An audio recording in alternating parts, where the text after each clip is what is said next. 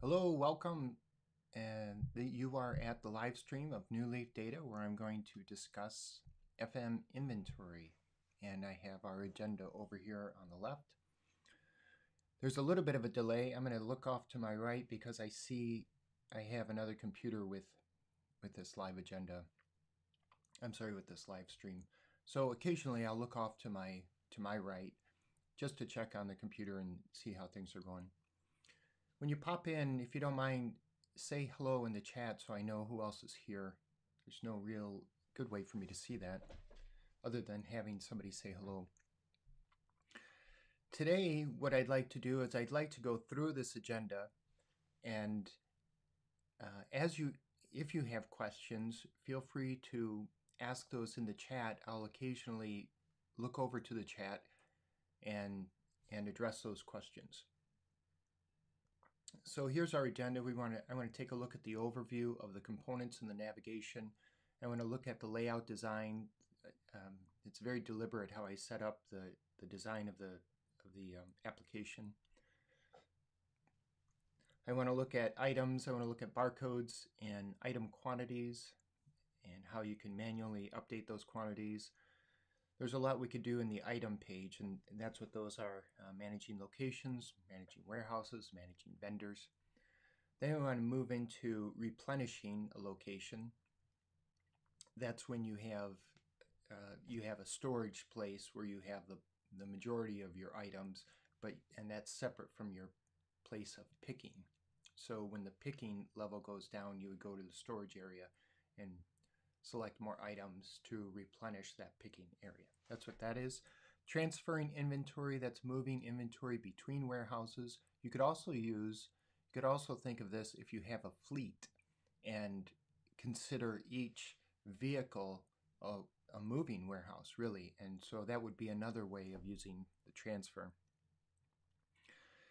I want to go through the estimate of an invoice. There's another video with that already on there, but it doesn't have the invoice part, so it allows me to show the invoice piece. But the other thing is we're going to use that invoice to do a return from a customer. So we'll take a look at the returns, then we'll look at the purchase orders, how you would order something, receive something, and put that away. And the last item on there is transactions. Transactions is really going to be seen throughout the live stream because we're going to pop in and out of transactions. Transactions is really the backbone about how inventory comes into your system, moves around throughout your system, and then leaves your system. Very important.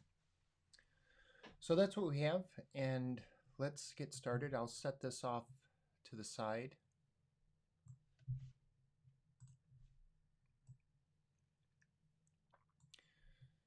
And here is FM inventory. And the components, we could really see the number of components simply by looking at the navigation. So the navigation, we're on the home screen. We have a company. Companies are for vendors as well as for customers.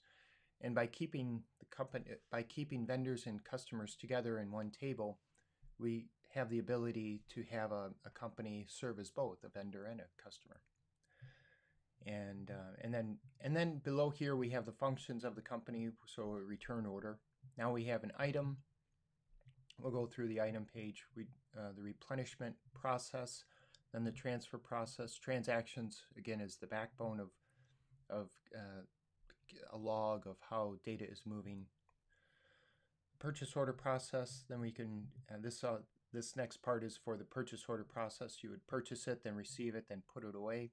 This next part is the sales process where you would estimate, create a sale from the estimate, you would pick it and then ship it and invoice it.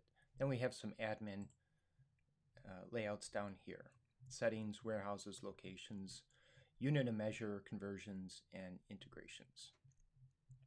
Integrations is not set up, but that's an important part where you would have, obviously, integrate into an accounting system. You would absolutely need an accounting system. This is not designed to be an accounting system. It does have an invoice layout, but it's not designed to be a full accounting system.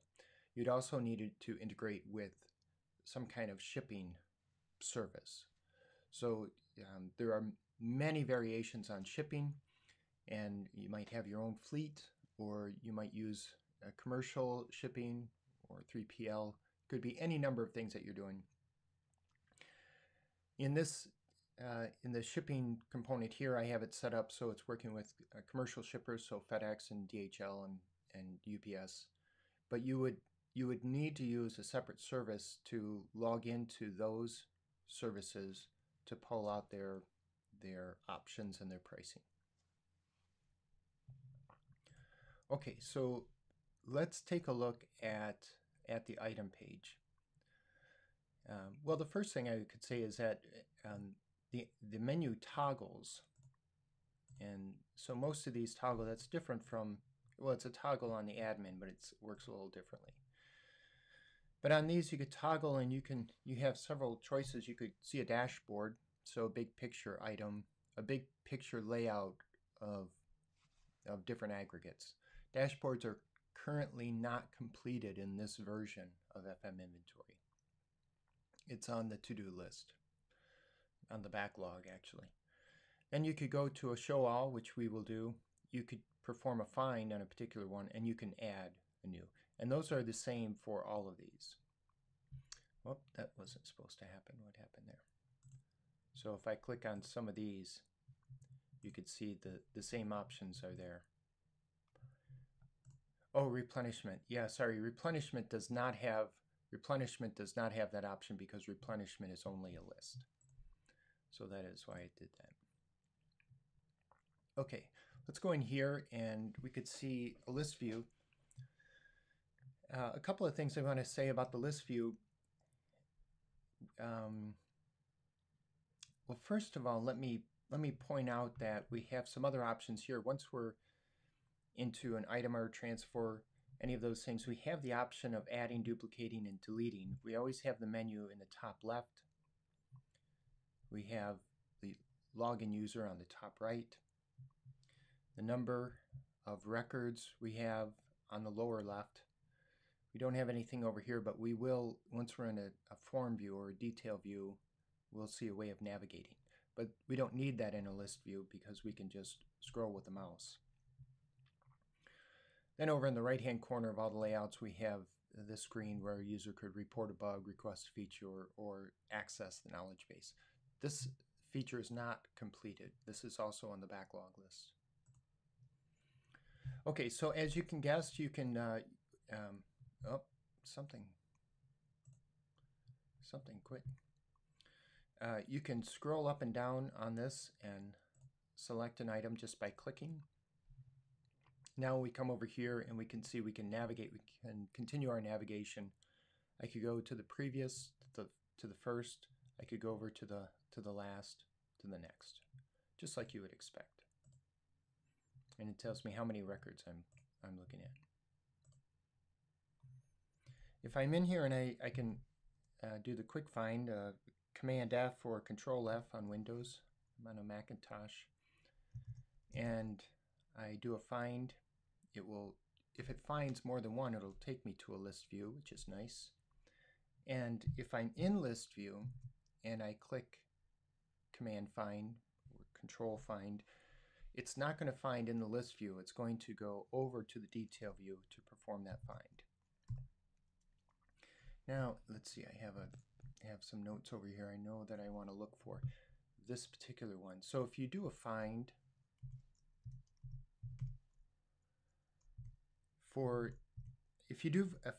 and there's only one item, it will not take you to the list view because there's only one item. So you'll go directly, you'll stay on the form view. So we've seen a couple of screens so far, and hopefully you'll notice that things here remain the same. We have a new button here, and I'll go over that in a minute. But we still have our menu on the left. We have our navigation within that table on the lower left. We have this help section on the lower right, and the user on the top right. The name of the layout is in this space here. The next thing to notice about this particular layout is all the layouts, all the form layouts have this light blue section. This is to help the user get a really quick glance at some high-level data. It's, in a way, it's a bit of a dashboard for this item. So we know at a glance really quickly what the SKU is. We know some very important numbers. Now this is company-wide, so we're going to see how this is an aggregate of 2 different warehouses. So we know right away how many we have on hand, how many are available. We know, and it's in green, so we know, so if we're on a sales call, we know how many we can sell. Of course, back order and on order. Back order is this is a stock out. This is what we've promised to our customer, but we're not able to fulfill. And the on order is what we have asked from our vendor and haven't received yet. And then we have a couple of other aggregates, year-to-date shipped, year-to-date revenue. You could change these around, whatever would be the most beneficial to see. We don't have a preferred vendor here, but we're going to select a preferred vendor, and I only have one choice, and we'll look at an option for that, and that pops in some data there. So we have, I won't go through all these fields, but you can take a look at these fields and see that these are some typical fields that you need for an item or product in an inventory system, but they're not all the fields. And that's intentional. And there's a lot of empty space here. That's intentional. The idea is to give the user the information the user needs to do the work, but the information that's not used on a regular basis, put that off somewhere and call it when it's needed. And that's what we do here with this More button.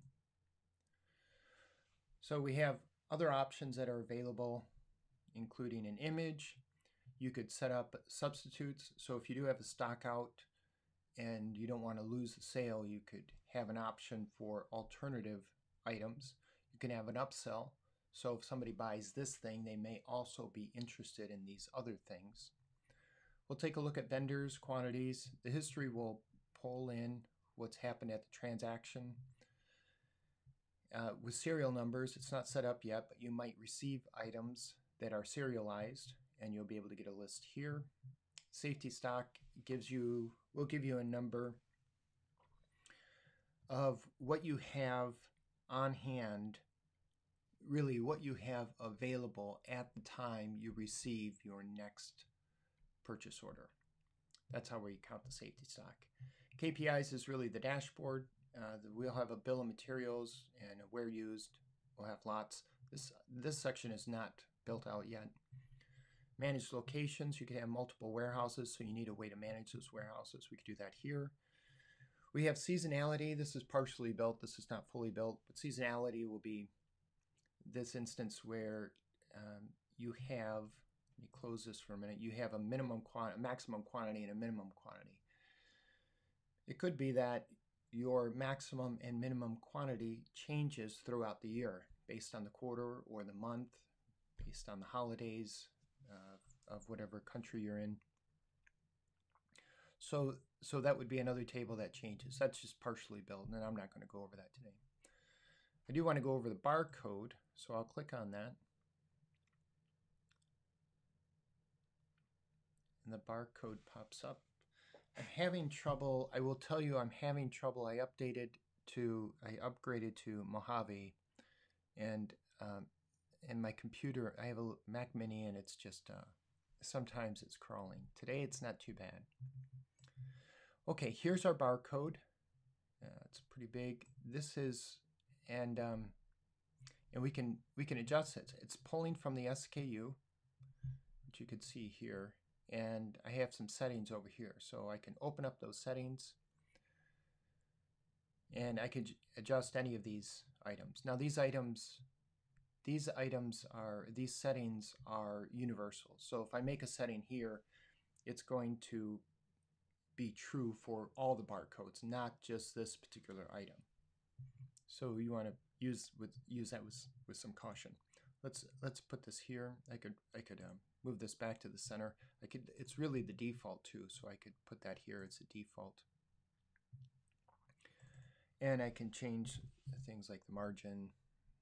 I could put a font name in here. The value, I could hide the value. So there's a number of things you could do. You have a number of barcode options here too. So that one fits a little better on the screen. I'll close that off. And then this is, I did not build the code for this. This is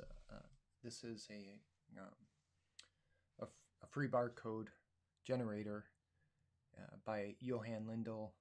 It's licensed under MIT, and this is the link. Unfortunately, we don't have the ability to put a hyperlink inside a text box, but the information is there. So I'm grateful for that. Okay, so I'll close that down. Let me bring our agenda over here. So again, we did the overview, layout design, and I'm going to point to that layout design as we go along, and hopefully it'll look the same, very similar. Now we're on the item page. We just did the barcode, so now I want to look at item quantities. So let me do that. And I'll come back up here to more, and I'll go to quantities. And you can see that we have two warehouses, and we have multiple quantities in the warehouses. In the warehouses, we have different locations. You could think of these as slots in a rack, or location bins, or areas. So in these first two, we always have a receiving, we always have a shipping, and we're able to tell where our items are through the process of the receiving and as we send them out. We also have a place in the Durango warehouse, we have a place for put away and picking, and this is all dummy data. So I'm not sure you would really have a put away and a picking together along with another picking location, but it does give us an opportunity to see the different locations within a single warehouse and how the values of those are aggregated at the warehouse level, and then the warehouse level aggregates sum up the total level, which is up here. This is probably what it would look like, is something like this, where we would have a receiving, a shipping, a put away. You might not have a put away, but if you buy things in bulk and you store them and then use them occasionally throughout the year or throughout a period, and as I said before, you would move things from that bulk area over to a picking area. So the put away is automatically considered the replenishment area, and then here's the picking area. You'll notice that in this picking area, we have the opportunity to replenish it. So I have a little checkbox here. I can toggle on and off, and that will tell me, that will add to the list of items that need to be replenished. Really, in this scenario, again, this is all fake data. It's all made up. And in this scenario, we would not have 6,404 items in our picking area. Probably. All of this depends on what the item is. But let's say that really the bulk of our items should be in the put away, and that we just want some of the items here. So I'm going to switch this around. This is not really a function of the database. This is sort of a well, it shows you how to manage the locations, but I'm going to switch things around so that what we're going to do is we're going to move this location up here, and this will become the put away, and then we're going to switch the put away location down here. I do that by opening up this screen. So I can see here are my Durango warehouses here, and I have these functions for the Durango warehouse. These are the locations. This is also where I would add a new location within a warehouse. So I would select a warehouse and then select the location within that warehouse, and I have to select a warehouse for the location to work. So here are all the available locations within that warehouse, and it'll be hard to tell, but you have a different list when I change the warehouse. So that's a different list. And then I would select whatever function I want that location to serve, and then, well, then this one. I'm not going to add one right now, but you could see that I need these are required, and then I'll pick one of those, and I would click add. But I don't want to do that right now. Really what I want to do is I want to move some things around for the sake of the demo. And so here in Sylvania you could see our code has a legend up here. So this is receiving, put away, picking, replenishment, and shipping. These are all different locations that you might have in your warehouse.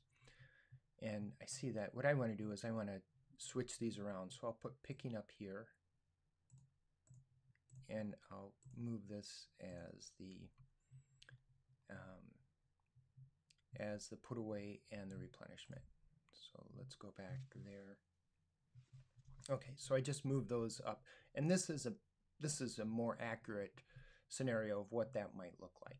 So I have in my put away, I have 6,400 items, and now what I can do is I can move towards this replenishment. So let me do that. Let me mark that I want to move this, and that's all I need to do.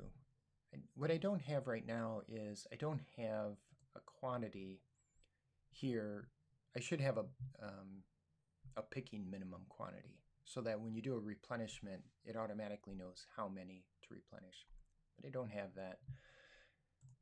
In any case, let's do that. Let's do a replenishment. And the replenishment is, so I had one already on here. I had this item already on here, and I just added to the list with the item that we're working on. And it's going to tell me this is where it thinks I want to pull from. And I have some numbers here that tells me here's what's available and here's what's on order. So that does give me a little bit of context, at least with numbers. And I can see that also for the other item. I can click this button if I want to use that location, or I could put in a different location. I'm going to use this location, and it's going to bring over that information as well. If I had a different location, it would give me different information. And here's the target location. And so what I want to do is I want to, let's say I'll put 50 items in there. Now, so the replenishment is just this part. It doesn't go through a picking or a put away process. It just does this part. So as soon as I click this part, it's going to presume that there's people on the floor where this is also, there's also a version on the iPad for this. But I'm not going to mirror today because I'm hesitant about how my computer is handling Mojave. It's been slow, so I'm not going to mirror. But there's an iPad version of this, and the idea is that your warehouse team would have this list, and as they go through the list, they can work through what needs to be picked and click in the replenishment, and then they put it somewhere. So this serves as the pick and the put away. And then on the iPad or on the laptop, however they're moving around, you would click this button, replenish.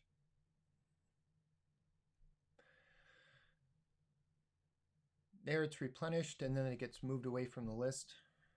Obviously a little bit of window movement that needs to be addressed, but you get the idea. And then let's just put 10 here.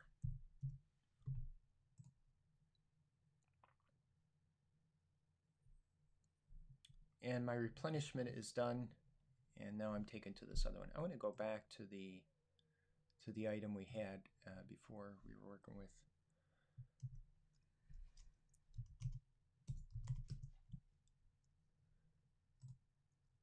Now when we go into the quantities, we see, oh, I didn't take a snapshot. I should have taken a snapshot, but this is, oh, we had 6404 was our number. We had 6404 in these items, and now we've moved 50 of those items quantity down into our picking area, and replenishment has been cleared. So that's how replenishment works. We can also, and the warehouse isn't working there, but I can come over here and I can manage warehouses here. Oh, that's the same thing we saw. Yep, sorry. We saw this. These are not set up yet. Serial number, safety stock, that's not set up. Vendors is set up, where you may have, and I have a, I wonder if I could find it. But we have a list. Now we've listed this company as our preferred vendor, and that was easy because we only have one vendor for this product. This gives us some information. This is the vendor name. This is what the vendor calls the item. This is what we call it. In this case, it's the same. Here's the minimum quantity purchase, and this gets converted. We'll take a look at that in a minute. Here's the cost of that and the lead time, and a little bit more information, cost per year, and manufacturer suggested retail price. A little bit more work needs to be done here, obviously, but that's what that is. But I want to take a look at and see if I can find it. And do a find all.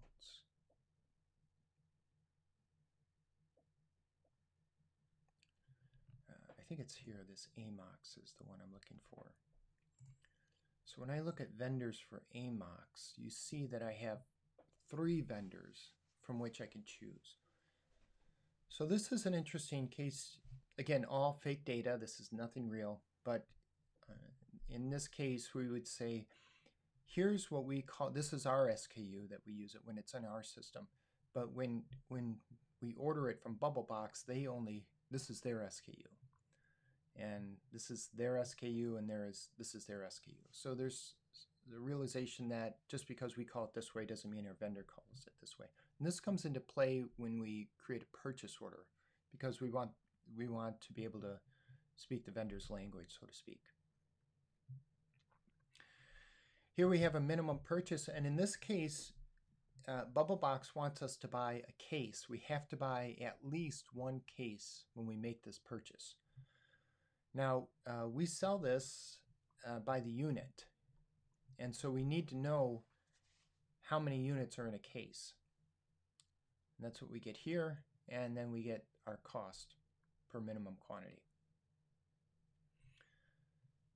This vendor also wants us to buy in a case, but they pack their cases slightly differently, and so this is their quantity in a case. And then from this vendor, we can buy half a case, and that's what's in a case. So that's similar to the first one, and that's their cost. Again, the lead time for all of those.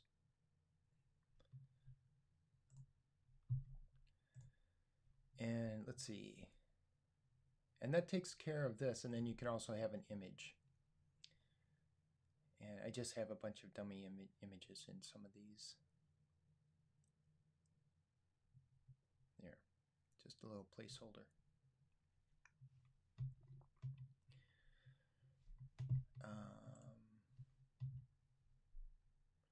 Yeah, so let's bring our, that takes care of these things. Gene vendors, that's all of this stuff. And we also did a replenishment. We replenished a location. And so let's move things from one warehouse to another. I'm going to go back. The reason I go back is because I've used this item in some testing, and I'm not sure that all the data is updated correctly. So I'm going to go back to this other item.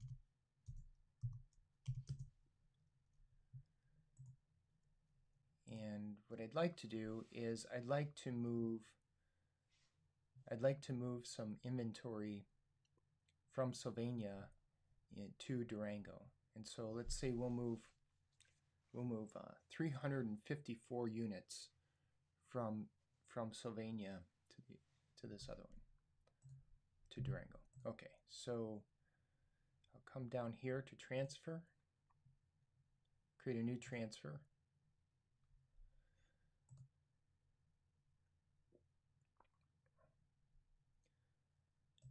My source warehouse is Sylvania. I want to move the items from Sylvania. I want to move those items to Durango. And then I have a series of dates. Let's say they're going to expect it on Saturday, and so we should schedule it to ship today. And then, because we're doing a demo, it is going to ship today. So that's what I have set up there. Let's take a step back and look at the layout once again. So slightly different than the item layout. Still lots of white space, very simple. We have some information here in this light blue. We have the transfer order number. We have a progress bar, so we can see, as this is common for all the orders, as we move along in an order, we could take a look at this and know immediately where it is in the process of that order. And then over here we have a grand total. Up above, once again in the middle, we have the name of the layout, which is helpful. We have the user over to the top right. Over to the left, we still have our menu item, our menu drop down here, toggles, and then we can add, duplicate, delete. Some layouts have a more button and some do not. In this one, we have a couple of buttons that are not active, but it all depends on the layout. Over on the bottom, we have, again, our navigation. We could go to the very first record, we can go to the very last record, or we can update from previous to next, and then we can also go to list view. Over to the right, we have our help button, essentially. Again, not connected. The new thing on this layout, as with all the orders work on a process. We could see that process up here, as I mentioned. But we have a series of buttons down here that help us along the process. So when one piece is done, we can move along the process. I'm going to mute my mic for just a minute here.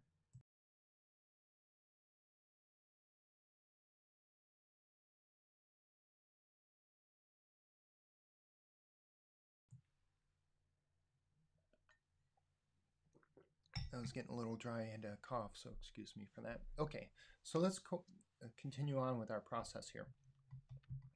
So now in the orders, we'll see this with different orders: sales orders, estimates, purchase orders, transfer orders. We have this layout where we can set some data, we can set some information on the left of the layout, and then we have these line items to the right. And now we have this button here that can add items. So we're just going to move the one item. I'll click add, and now I have a selector. The selector is nice because when the selector comes up, I still can see. Now I can't do anything over in this window. It's locked out. So I can only do something in this window with the selector. But what's nice is that I can see everything in my lines. So as I select things here, I'll be able to, my vision isn't hindered, I guess is a way to say it. Now I could scroll down this, but I'm looking at all the items that are in Sylvania. And what I want to do is, we're just looking for this one item. Poly, here it is. And when I do the selection, I can see down here, I can see the name of the item, and then I can see also, it's very faint, but there is some information here that's helpful. So I can see in the source, oh, the source isn't updated. So this has our 64, so that's not updated. I'm going to make a note of that because these live seminars are helpful for me to find some of these bugs. So on transfer order,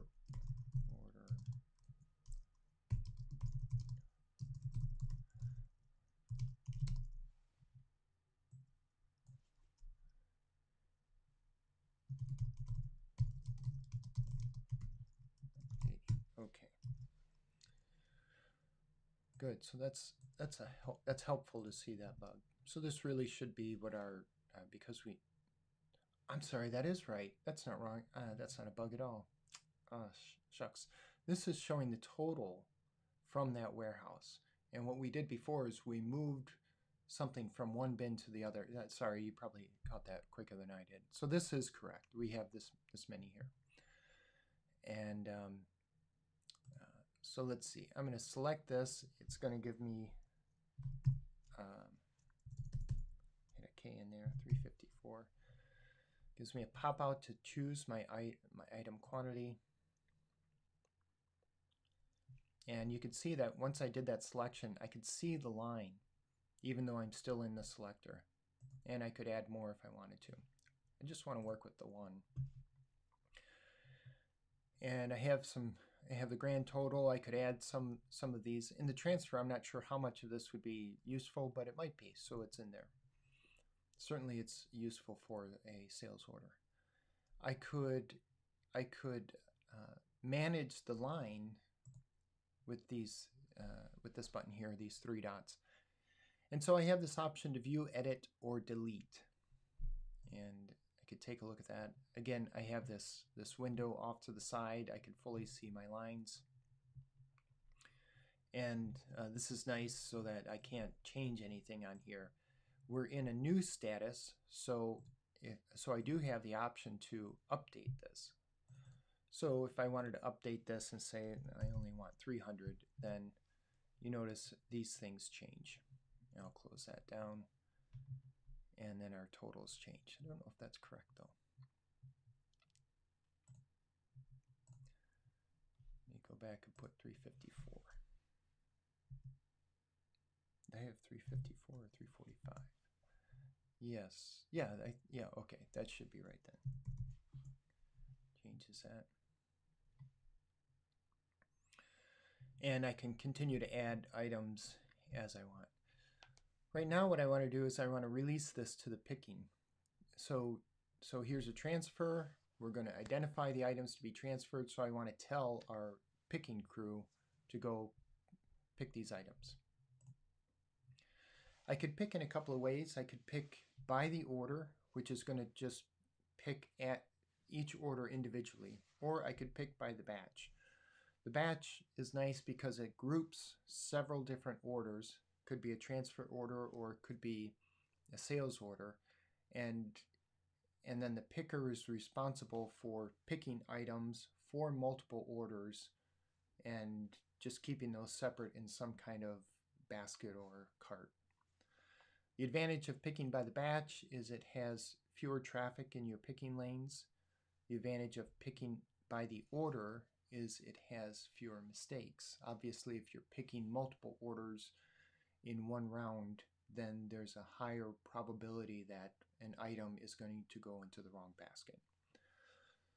So the options are there. We don't have any, I don't think we have any pending orders or batches that I can attach this to. So I'm just going to choose this, pick by order.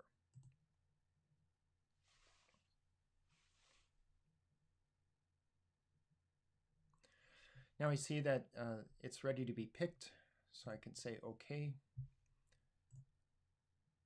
I'll come down here to, let's see, to the pick. Here's our new one here. And here's the item that we're working with. So there's also an iPad layout for this, so you could do it either on a desktop or laptop, or you could use it on the iPad. The iPad has a slightly different layout. The process is the same. It tells me where it thinks I should pick this from. And it says this because this is the picking location. Let's go to get a new window and go back to our item.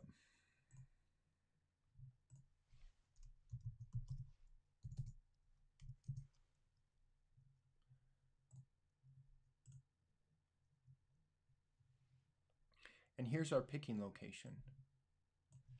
It's at this R02. So the system is smart enough to know that I have inventory in multiple locations, but when it wants to perform a pick, it knows that it needs to check the picking location. I could, if I wanted to, I could override that, and in the actual location, I could manually enter this number. On the iPad, we could scan a barcode, and then it would pick from the put away location. So that's totally doable as well. Okay, let me get rid of that. Now it's going to ask me how many I want to pick. If I put in,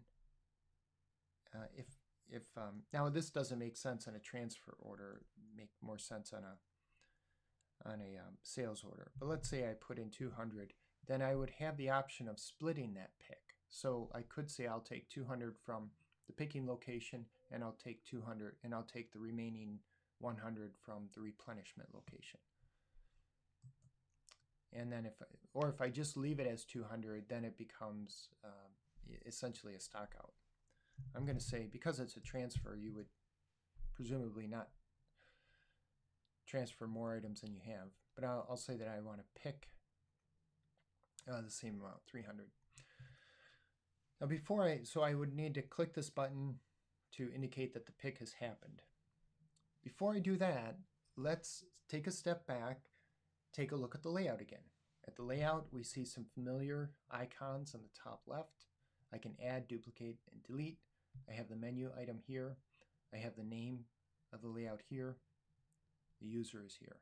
On this next level is where the user can get a quick idea about what's the important information here.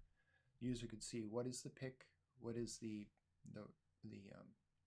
really the reference number for this record, and where is it in the process. Down below, there's some navigation. Over to the right is a help section. And then on the bottom here are process buttons. So the next process we want to do after we pick something is we want to ship it. There's a packing process, but I'll say more about that in a minute. But what you notice is that we can't select the button highlights, but I can't click it. Nothing happens. So these are not available for me at the moment. The reason they're not available is because I haven't indicated that the item has been picked. So I need to click this button to pick it. I'll do that. I get an indication that it has been picked. And now this is open for me to choose. I could choose to send it to shipping, or I could pack it. Packaging is not set up yet. Packaging is an instance where you would have a couple of different scenarios. The first scenario is when you're sending something that requires multiple boxes. This is box 1 of 3, 2 of 3, and 4 of 3. You'd want to use packaging for that. The other scenario is when you have a box within a box within a box. The box is really called a handling unit. And a handling unit could be an envelope, it could be a box, it could be a crate, it could be a pallet. And you could have all of those things inside each other, like Russian stacking dolls. You could have an envelope inside an envelope, and then all those envelopes inside a small box, and then those small boxes inside a larger box, and that larger box on top of a pallet. That's a handling unit within a handling unit within a handling unit. Packing will handle all of those things. Right now, we're presuming that we have one box, and we're just going to ship that box. So I'll say, go to shipping. And I get a note that says the items are picked and ready for ship. Okay, so I say okay here. I do want to point out here that I can always do a print preview. This is going to be true for sales orders, for estimates, for purchase orders, for transfer orders. You always have this ability to create a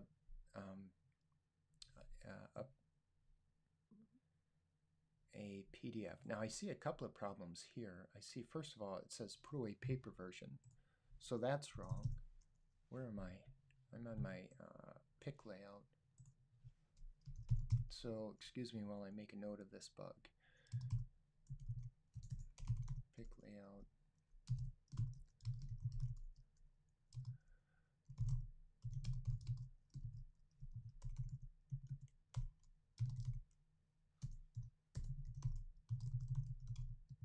So the title of that is wrong. And now I also know that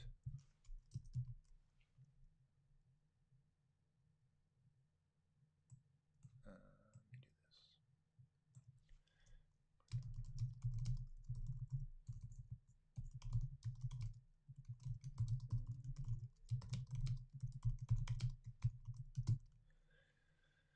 this. It doesn't show the actual location. We do have an actual location, so that should show up. And we picked 300. Oh, you know what? I think that's on purpose. Yeah, I wonder if it should be on purpose. But this is, I should back up a little bit now that I remember. The presumption is that you have the devices that you could do this. So you either have a laptop or you have an iPad that you can work through the picking process. But it could be that your picking process, that you don't have these things in the picking process. And so you're going to do it manually with the paper and pen. So that's why this is empty. I do remember how I said that first. If you have thoughts about that, I'd love to hear your thoughts about that. Okay, so it's been released, and we also have some navigation buttons up here. I could see from this pick, I could see the order that generated it. And because of the naming convention, I know it is a transfer order. It is not a sales order. And if I wanted to, I can navigate there. I have this new shipping record, and I can quickly navigate there. So I'll do that. And you can see right away I have some history up here too. Again, the same transfer order and the same picking order. Again, the layout is very similar. We have the name of the layout up here. We have add, duplicate, delete, the menu, the user. We have the navigation in the lower left. We have the help button in the lower right. And we have these process buttons on the bottom. We have a bunch of header data that has to be set on the left-hand side, and we have these lines on the right-hand side. Notice at this point we can't edit anything in the line. The presumption is that after it's been picked, it's ready to go. So you want to put it into some kind of box, envelope, container, handling unit, and send it away. We also have our process bar, so we know at a glance where is this particular record in its process. Many things have a process. Let's take a look at this. This is so the shipping is, as I said earlier at the top of the live stream, the shipping is another. You will definitely need some other shipping service. There's some web ones. There's ones that are made just for FileMaker. But you'll need to connect with those because those in turn connect with the data sources of at least for the commercial shipping companies. This does not do that. This presumes that you will have all that done. So there's some manual stuff going on here. So I'm just saying FedEx, obviously, if you chose that, you would have all kinds of options. I don't know what those options are. So I'll just say 2-day air. Making that up. You could add some declared values, some insurance, and you could select a box. I'll select that. Some data gets automatically populated in here, and we could add some other data. You'll notice that we're shipping this to the Durango warehouse, and it's shipping from the Sylvania warehouse. Okay, now I still can't connect on my process. I could print this, like print preview you could do with all at any time in the process, you could do a print preview. So this is nice. This tells me I have this item code. I've ordered 300. I had 350 pending. That's how many are in. I think that's what I meant by that. And then we're going to ship 300. Here, and the supplier. I'm the supplier. I'm shipping from this warehouse and to this warehouse. So that's my packing slip. Okay, let's take a look at, now what this needs is, it needs a tracking number. That's not a real tracking number.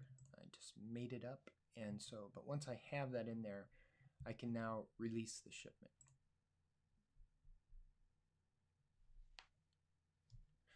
Shipment has been released, and because we're in this process, an invoice has been generated. You may or may not invoice your other warehouses. It depends on your financial structure. But we're going to produce an invoice nonetheless. And here is that invoice. And once we have the invoice, we could add more items to that invoice. So you have that flexibility. And I'm just going to send that invoice. The invoice is printed, and let's see some missing data here, but the invoice is printed, and now the process has been updated. Now it's been sent. And as I go over to the transfer order, I can see where the process is for this transfer. Okay, let's take a look at, we're going to have to receive this, but at this point, let's take a look at our transactions and see what's been happening behind the scenes. So here we are at our transactions, and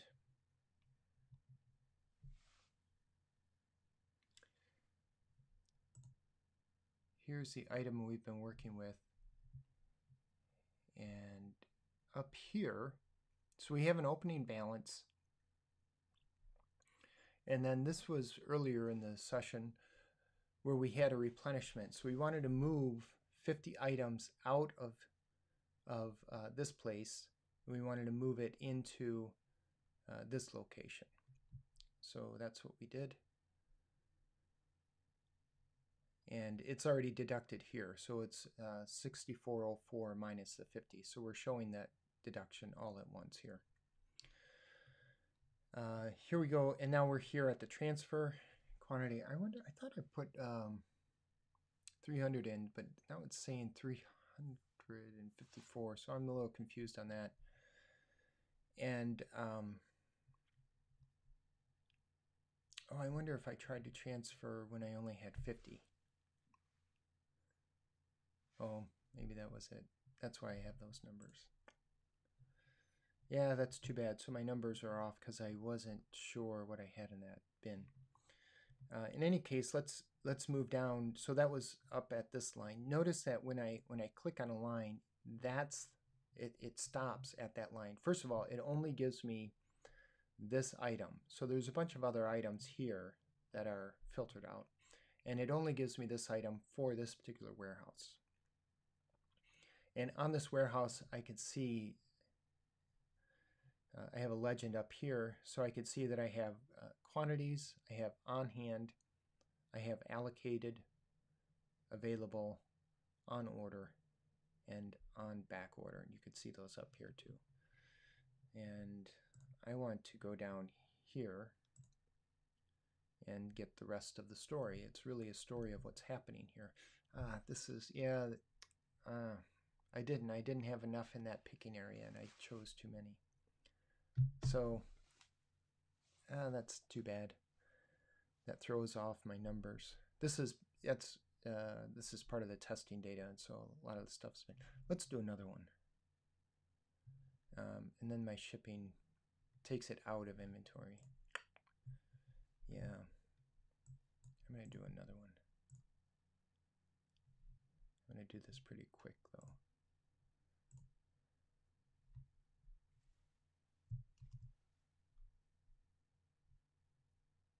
Back order. Yeah, you really wouldn't say you'd ship that many if you didn't have them. What are my quantities here? I'm picking. I have 100 here, so let's do this diet hide. I have 100 available. Oops, I don't want transactions. I want transfers. I think it'll go faster when I'm not explaining it.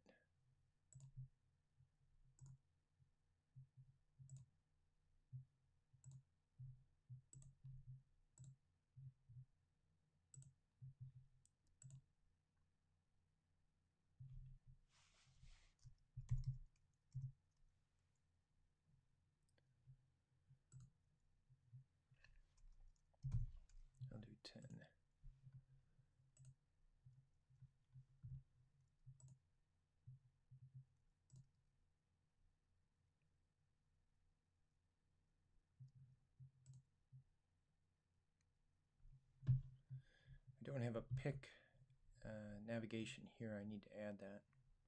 So I'll come down here to pick, to the latest one.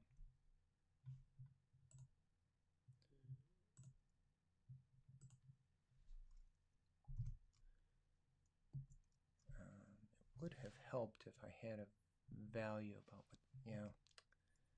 I'm going to make a note of that.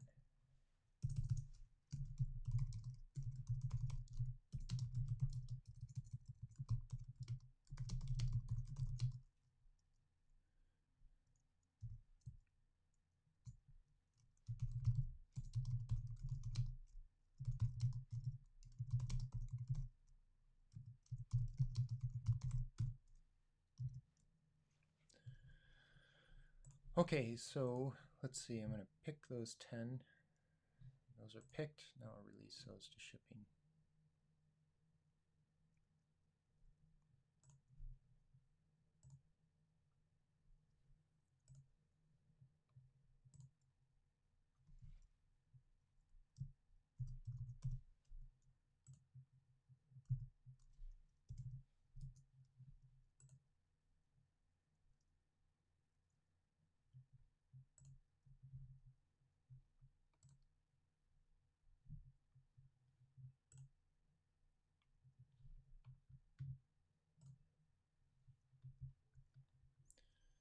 Okay, now what happens to our list here? Now we have our diet hide. This is better. So we have, oh, I did this. Yeah, so I have been working with this data for a while too. So here's a replenishment that I did about a few weeks ago. And anyways, we're concerned about this. I want to transfer 10 items. I have 100, so that leaves 90 available. Now I've picked those 10, so I only have 90 on hand and 90 available. I still have 100 in the warehouse, but those other 10 are rolling around somewhere on the picker's cart. Now I've moved them via picker, I've moved them into the shipping area. So whatever this shipping area is, the shipping area now has 10 more units of that particular item. Then I perform the ship, I send it out, the truck goes away, and I have a -10 here, which clears out my shipping. So now my quantities are correct. Okay, let's do this diet hide and let's bring that in. So what we're going to do is we're going to receive that. I'll create a new receipt. This again can be done on the iPad, slightly different layout. I can receive a purchase order, I can receive a transfer order, which is what we're working with, or I could receive a return order. I'll do a transfer order, and it's going to give me an option. Here are the 2 transfer orders that are ready to be received. I'll do the one we just created. We are in the Durango warehouse. I'm going to import those items. It should be the diet hide. Yes, there aren't any lots, so we don't have to worry about that. We're going to receive 10. This receive all button, this is better if you have I mean, it's not a big deal right now, but if we have a whole list of items and you don't want to do the manual type in about how many you're receiving, you could just click that and it'll automatically populate. We don't do that automatically because it's very possible that you have probably less than the transfer, but when you make a purchase order and you receive a purchase order, you might have ordered 10, but you might not automatically get 10 on that particular receipt. Could be multiple receipts against a single purchase order, and that's what this flexibility allows you to do. But we do have 10, so I'll do that. And now on the receipt, I have one simple process. I'm going to post it.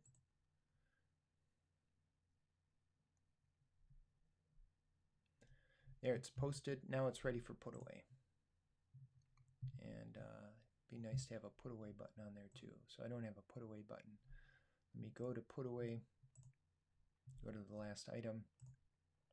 Put away is new. Now let's take a look at, let me add a new window. Let's go back to our item layout so we could see this. Oh, I don't want to do that. I wanted to go to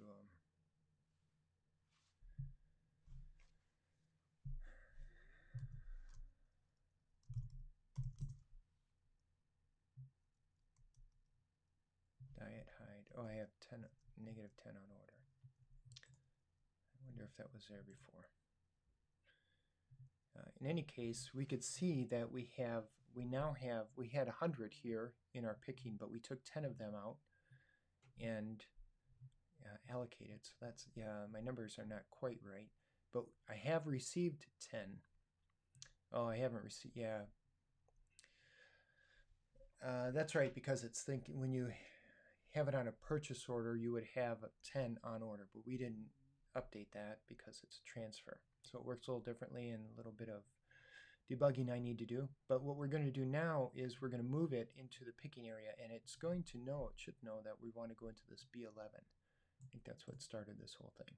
And it does. So it knows that we want to put this, it presumes that we want to put this in this picking spot. We can choose another spot if we, for this actual location, and that will add a new location to our item. I'm going to add that same spot, and I'll choose 10. And now I can post that put away. Okay, now it's been posted and the status is complete. So here's our status, has been updated, and of course I can't do anything now with that. Good, and then here it moved, so it's no longer at receiving. Now it has been placed into the picking bin. Obviously there's some cleanup that has to be done here and that has to be done here, so this is inaccurate. And we could take a look at here. Click on this. Now this is not going to give us everything because now this is only showing the Durango warehouse. So we have a Sylvania warehouse and a Durango warehouse, and they tell us two different stories. But this one shows us the opening balance, and it shows us that we received 10. So there are 10 on hand now in the receiving area. We didn't tell it we were expecting 10, so that's why there's a -10 there. And now the put away, it's been removed out of receiving, so really the receiving numbers are 0, and now the put away has been incremented by 10. So that's a lot. That's about an hour going through all of that. Let me pop over here. There's a couple of people on. Any questions? I'm looking over at the chat. If you have any questions about what I just went over, write those in on the chat. But that's a lot of talking for me.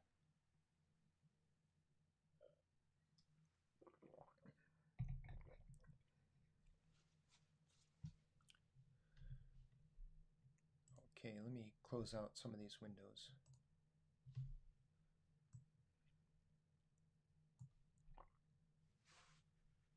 Don't see any questions.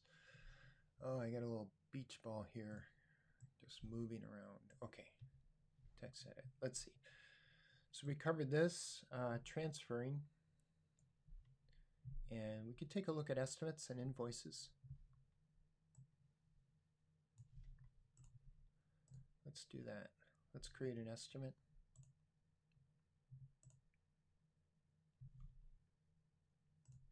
We'll get a list of our customers, and say blog pad. The contact's going to pull in automatically, and we'll pull this from the Durango warehouse. At this point, when you create an estimate, it's going to, it requires a warehouse, and we're going to add some items.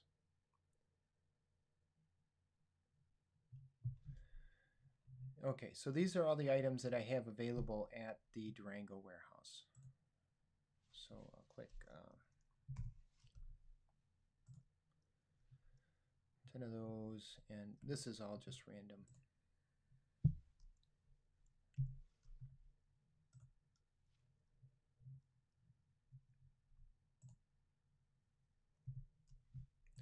I'm going to do 4, and I'll tell you why in a minute.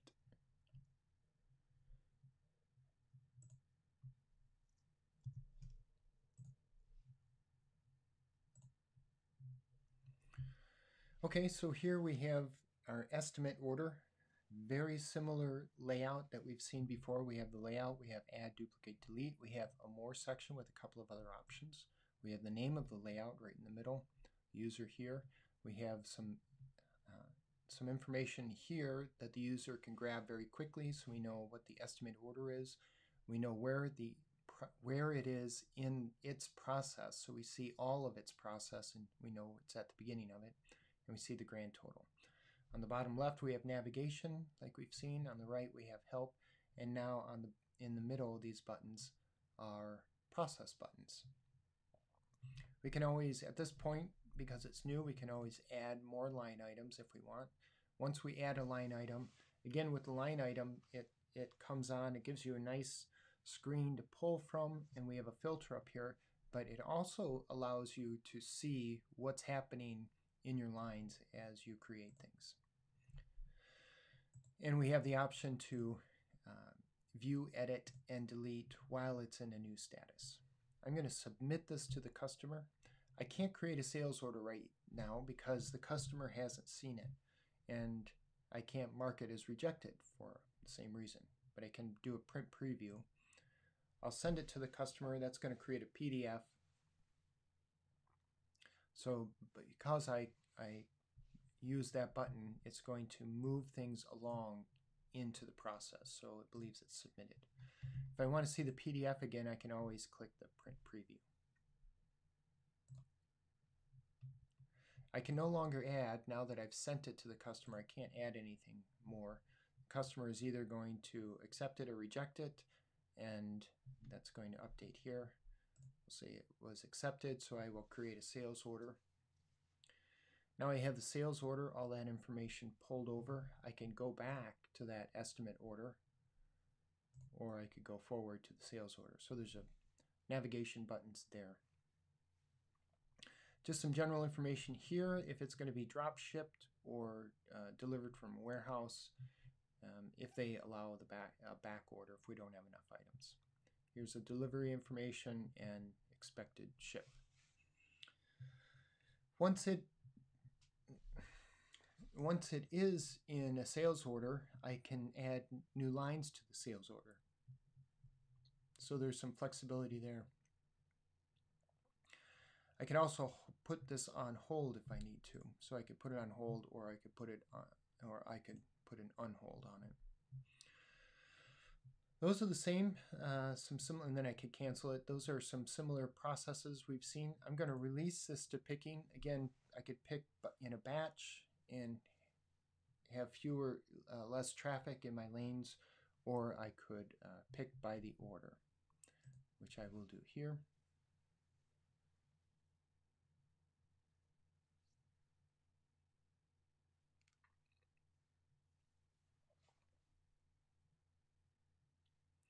Okay, they are ready for picking, so I'll do that. I have a picking document here, and I could go back to the sales order if I need to. This again, the picking process is also, there's an iPad layout. In fact, I can even show that to you. Nope, let's do this. I'm just hesitant to mirror it because I don't know how Mojave will react to that.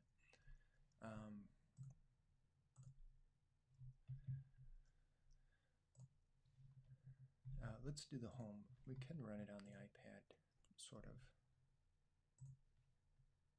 Okay, let's do this. Let me put this one away. So now what I want to do is pick that item. So presumably this would be on the iPad. I'm not really mirroring it, but it'll behave the same way, I hope.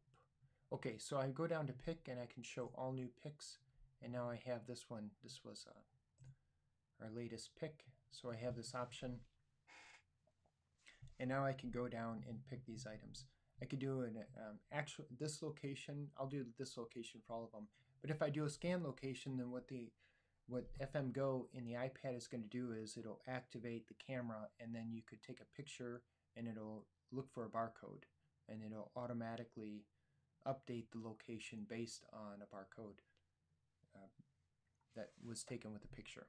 I'm going to say this location. It gives me the same location. I could do a couple of other things. I could edit that location.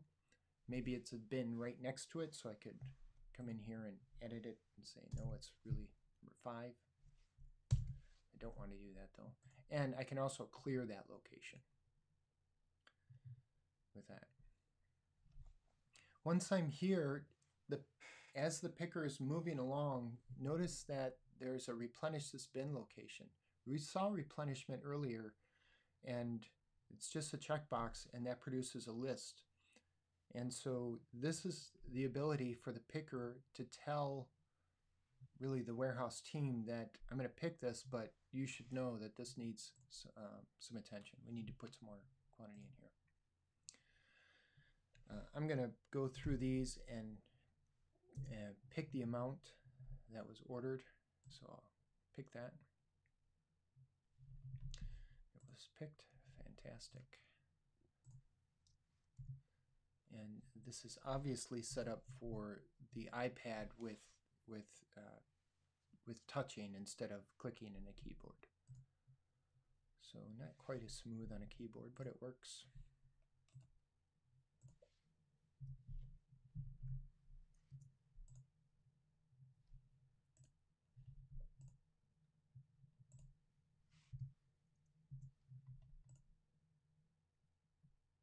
Okay, now all of my items have been picked. Here's the quantity that have been ordered, the quantity that have been picked. And I can, let's see, if I'm on the desktop, I can see that here. So you can have something where if you have a sales team that's in one part of the building and the warehouse is in another part of the building, so the sales team can create a sales order, can see in real time what's happening when this thing is picked. So we didn't take a look at that, but this all happened in real time because it's on the server. And so what I'm going to do is, let me come back here, and I'm going to release this to shipping.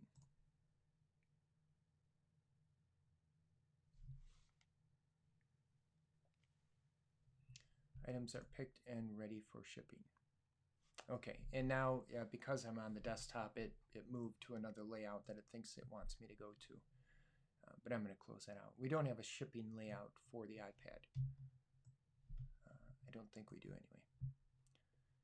Okay, so let's see. So here's the shipping. So I'll go over to the shipping, and I'm going to ship everything.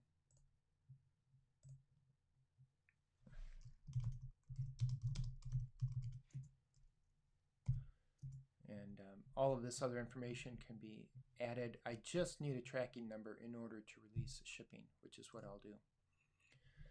That will give me the packing list, and it will create an invoice.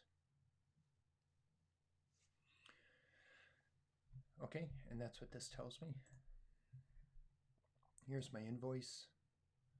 And again, I can add something to the invoice if it turns out that's what I need to do, but I will send this invoice. Good. Okay, this is at BlogPad, and I think we send it out of Durango.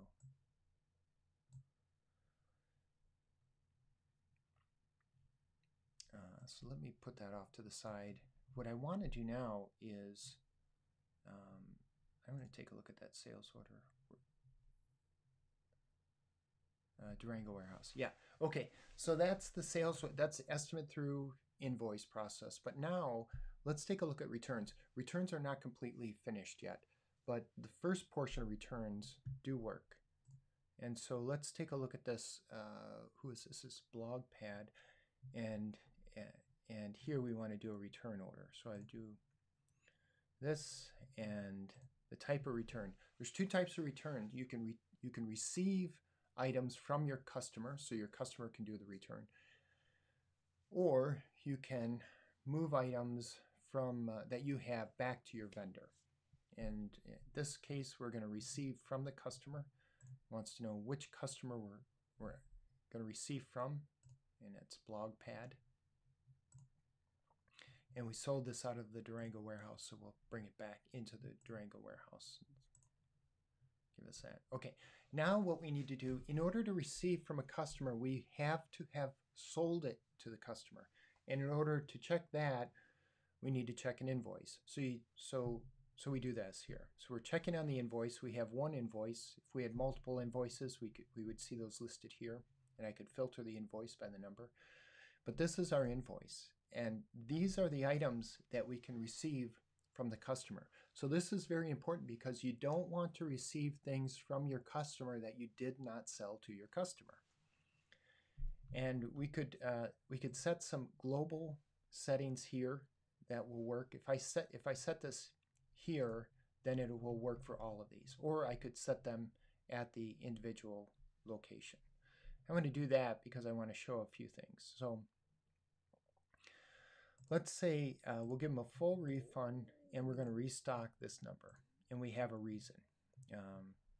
Customer is unsatisfied, and we want this to be 1. So I will send that over, click select, and here's that. And now I'm just going to give a full refund on everything. This is the important thing, is what am I going to do with it once it comes back into my warehouse? I can restock it, I can return it to the vendor, or I could throw it away. And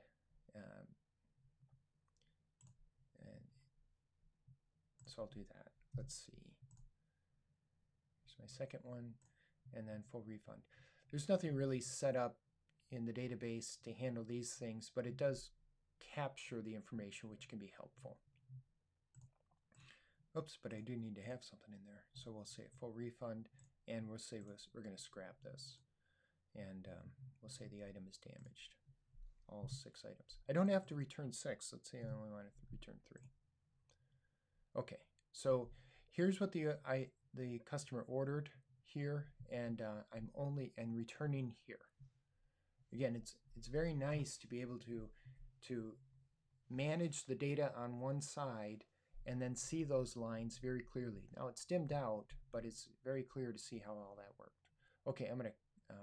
I do have a button over here that if you're going to return everything, it saves you from all that manual data entry. Okay, so same thing that we've seen on our other orders. We have some header information on the left. We have a bunch of lines on the right. Over on the line, we could view, edit, and delete as long as it's in the new status. And we have some process buttons on the bottom. I could open up that find again, and if I wanted to add another item. Let's see. So now what I want to do is over here, I want to receive these goods. So the customer has, hopefully the customer has given us a heads up and said they want to return some items, and we can fill this out. If they haven't, then when items come to the dock, the receiving dock, then the warehouse team would need to fill one of these out first. That helps keep the transactions in order. So it is required before you actually receive something. So we'll receive this. A receipt has been created. I'll come over to the receipt. Let's go over to that iPad layout again.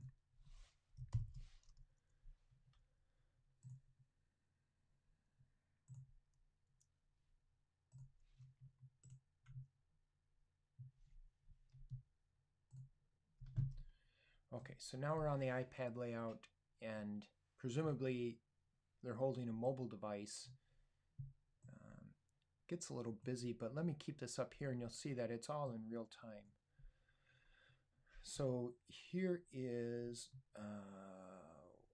oh, you know, I didn't want to do that. I wanted to start at my home so that I could say receiving, create new receipt, show all new receipts. I want to do that so that I can get to this receipt. This is what I want to receive. And I have this button down here, so again, I would push it with my finger, receive all, I get these numbers, and now, and you can see over here, this populated. And now I'm going to post here.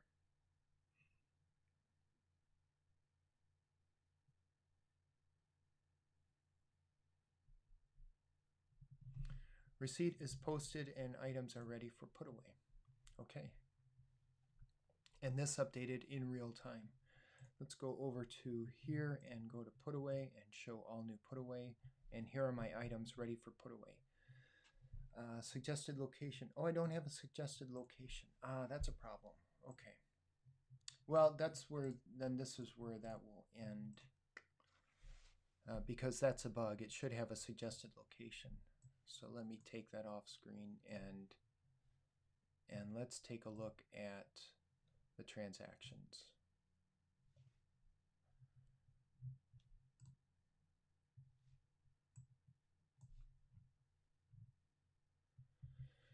Okay, and here are the transactions. We could see that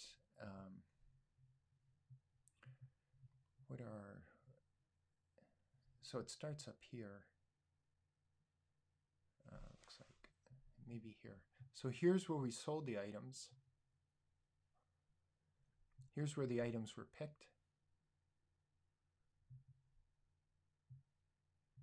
And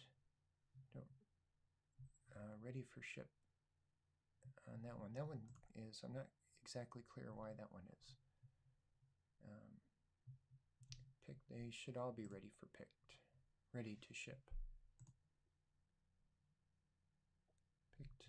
So that's interesting. I'll have to take a look at that. Anyways, they did ship, and now they went out. And you can see that the shipped out are in red and negative numbers. Again, I can click on this and I get a history, a little bit of a story for this item at this warehouse. It was the opening balance. This was sold. When it sold, then the available went down, the allocation went up, so they're promised, so you can't do anything with those. Now the on-hand remains the same. Once it's picked, then on-hand and available are the same, and now it's shipped, so they have been removed from the shipping area. Okay, and now we did a return, so I can click on one of those, and the same process down here, and now we're moving items back in from the customer, and they're at the receiving dock. And so right now, for some reason, it's not recognizing that. I wonder if there's no pick location. Let's do a quick check on that. Let's go, I'll just keep this window open. And I want to go to item.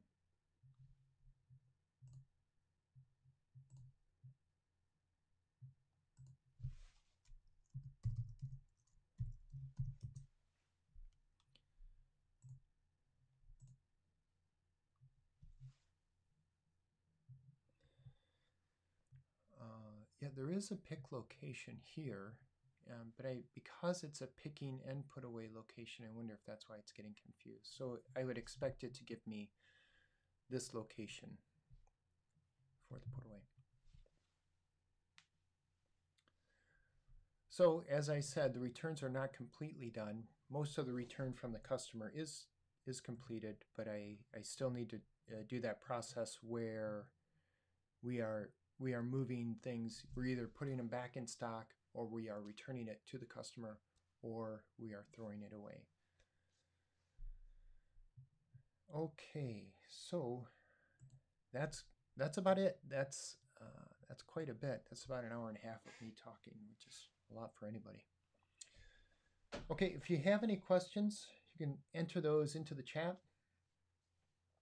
If you're watching a replay of this and you have a question, you can post it in the comments, though I don't look at the comments on a daily basis. You're better off sending me an email at info@newleafdata.com.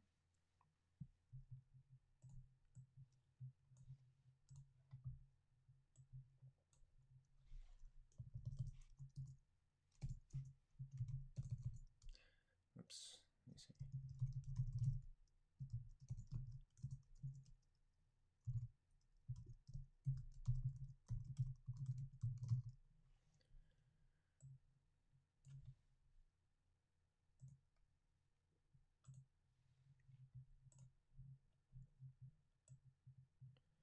Okay, so this is the best way to get in touch with me if you're watching the replay of this.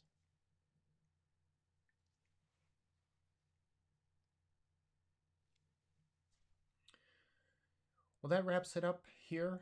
I'm going to end this 5 minutes early. Thank you so much for joining me, and I look forward to hearing from you about FM inventory. Thanks a lot.